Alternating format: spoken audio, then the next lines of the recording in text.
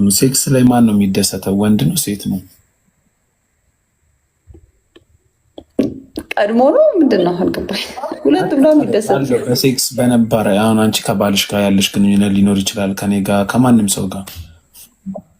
ማን ነው የሚደሰተው? ሴክስ ሲፈጸም ወንዱ ነው በጣም የሚደሰተው? ሴቷ ናት የምትደሰተው? ወንዱ ይመስለኛል። ወንዱ ግን በደስታ ብዛት አይጮህም እኮ፣ ሴቷ ትጮሃለች።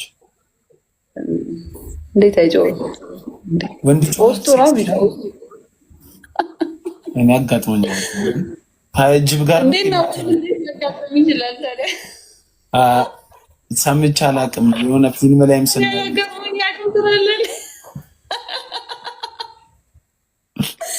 የአማርኛ ግድፈት ነው ጋይዝ ተረዱት።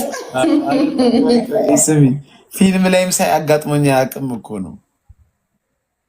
ፖርን ላይ ነው ፊልም ላይ ማለት?